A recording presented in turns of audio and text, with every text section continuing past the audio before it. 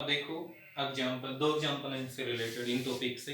5.8 platinum प्रतिरोध तापमापी के platinum तार का प्रतिरोध हिमांक पर का मतलब क्या हुआ?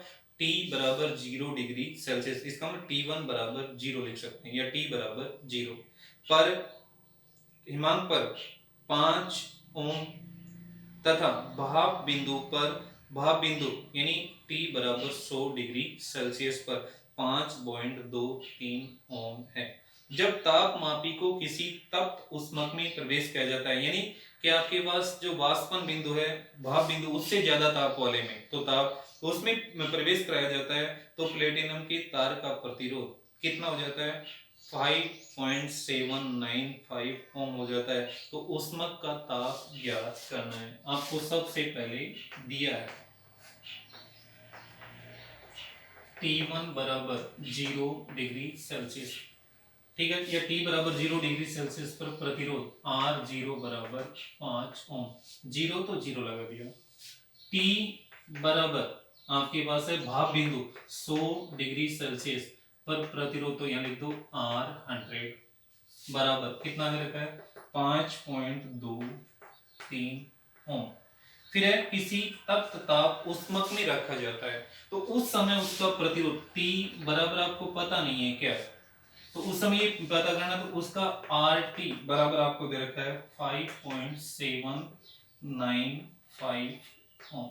ये है, तो T की वैल्यू निकालनी है। अच्छा क्वेश्चन है, ध्यान से देख लेना। देखो 0 और 100 में संबंध निकालेंगे, फिर 0 और RT में संबंध निकालेंगे।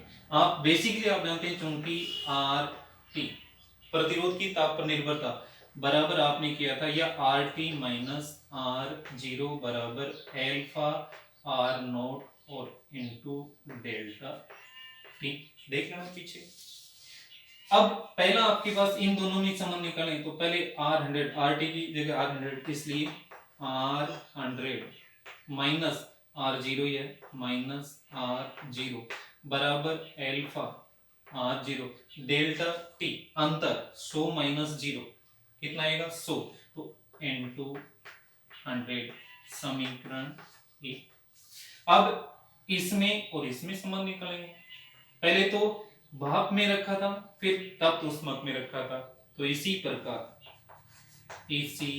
प्रकार अब आपके पास RT और ये संबंध है, 100 की जगह RT आ जाएगा, तो आ जाएगा RT माइनस R0 बराबर आपके पास एल्फा R0 T माइनस 0। पहले 100 माइनस 0 यहां ज्ञात कर रहे हैं, पता नहीं अपने को, तो T और 0, T माइनस 0 तो इनटू T, समीकरण 2। चाहे समीकरण 1 में समीकरण 2 का भाग दे दो, चाहे समीकरण 2 में समीकरण 1 का भाग दे दो, एक क्या आएगा? तो समीकरण थोड़ा सा यहां कर देता हूं, इक्वेशन 2 में इक्वेशन 1 का भाग देने पर आपकी मर्जी है किसी में किसका ही भाग दे देना, याद रखना है अपन, ये मान की जरूरत है अपने को यहाँ। तो यहाँ ऊपर आपके पास 2 है, तो RT माइनस R0, तो RT माइनस R0 बटा बराबर वाला R100 minus R0, R100 minus R0 बराबर आपके पास ये एल्फा R0 और इनटू T बटा ऊपर वाले में आपके पास alpha R0 into 100, alpha R0 into 100, alpha से एल्फा R0 से R0 बचा आपके पास RT माइनस R0 बटा R100 माइनस R0 बराबर T अपॉन 100। वैल्यू किसकी चाहिए? T की, तो ये 100 यहाँ गुणा हो जाएगा, तो T इक्वल टू ये 100 यहाँ तो आ जाएगा RT माइनस R0 बटा R100 minus R0 into 100, value रख दो। T equal to RT 5.795 minus R0 5 बटा R100 5.23 माइनस 5 और इंटू 100, यह जाएगा T इक्वल टू 0.795 बटा 0.23 और इंटू 100। इसको हल कर लेना, इसका उत्तर कितना रहा वो आप निकाल लेना, लगभग जो भी है मान ये।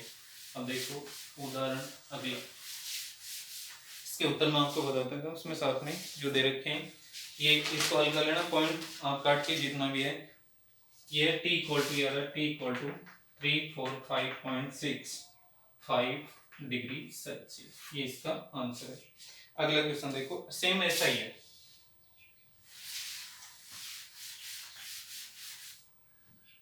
एग्जाम्पल 5.9, ध्यान से देखना। एक प्लेटिनम प्रतिरोध तापमापी जिसकी सहायता से प्रतिरोध में परिवर्तन ज्ञात कर ताप का मान ज्ञात किया जाता है। का 20 डिग्री सेल्सियस पर प्रतिरोध 50 ओम। पहले दिया है कि प्लेटिनम तापमापी के तार का 20 डिग्री सेल्सियस पर प्रतिरोध है 50 ओम। जब तापमापी को एक पात्र में रखा जाता है तो इसके प्रतिरोध का मान बढ़कर 80 ओम हो जाता है। कोई भी पात्र में रखा जाता है 80 ओम हो जाता है। ये मानते हुए कि इस ताप राशि में प्रतिरोध का मान रेखीय परिवर्तन, यानी प्रतिरोध के मान में रेखीय परिवर्तन होता है। चांदी के गलन बिंदु का मान ज्ञात कीजिए। चांदी के लिए प्रतिरोध ताप गुणांक का मान अल्फा इक्वल टू दिया। सबसे पहले मैं आपको बता देता हूं, पहला ताप दिया है यानी 20 डिग्री, तो T1 बराबर कर देंगे 20 डिग्री सेल्सियस, व R1 बराबर हो जाएगा आपके पास यहाँ 50 ओम। फिर T2 बराबर आपसे पूछा इसने, और लेकिन उस समय इसका प्रतिरोध हो गया आपके पास 80 ओम, और साथ में प्रतिरोध गुणांक, और प्रतिरोधक का तो प्रतिरोधक का ताप गुणांक, ये प्रतिरोध ताप गुणांक अल्फा बराबर दे रखा है 3.8 गुणा 10 की घात -3 डिग्री सेल्सियस की पावर -1। T2 का मान पूछा है, तो आप जानते हैं पहले लिखा था, क्योंकि RT माइनस R0 बराबर alpha R0 into delta T. इसकी वैल्यू निकालनी है आपको, फिर 80 इसके बटा में, इसलिए क्या जाएगा डेल्टा टी बराबर RT माइनस R0 बटा अल्फा R0। लेकिन R0 की जगह R1 और RT की जगह R2, तो यहाँ कर देंगे R2 माइनस R1 और यहाँ R1, तो यहाँ क्या हो जाएगा R2 माइनस R1 और यहाँ भी R1। डेल्टा टी T1 और T2, तो T2 माइनस T1, तो ये हो जाएगा T2 माइनस T1 बराबर R2 माइनस R1 बटा अल्फा R1।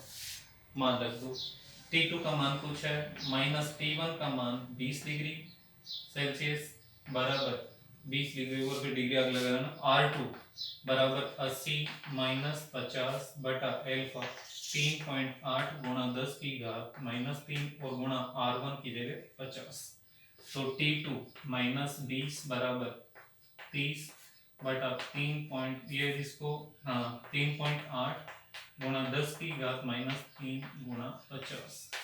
ये आपके पास T2 minus 30 equal to 3 point हटा दो 30 हो जाएगा 38 इंटू 5 और 10 की पावर -3 ऊपर +3 हो जाएगा। इसको मल्टीप्लाई कर लेना और उधर जाएगा माइनस, ये प्लस है। T2 बराबर 30 गुणा 10 की घात 3 बटा 4 और 15 और 4 19, ये आ जाएगा ये, और प्लस 30 कितना, तो इसको जोड़ लेना 30 डिग्री, लगभग इसका जो उत्तर है 177.9। ये जो मान अपने पास आता है, ये 2 एग्जाम्पल है। ऐसा क्वेश्चन पक्का पूछा जाता है, मैं आपको बता देता हूँ, इसमें कोई दिक्कत हो तो एक बार नहीं आप 1000 बार पूछो, लेकिन ऐसा क्वेश्चन आपको क्लियर करना है। अब अगला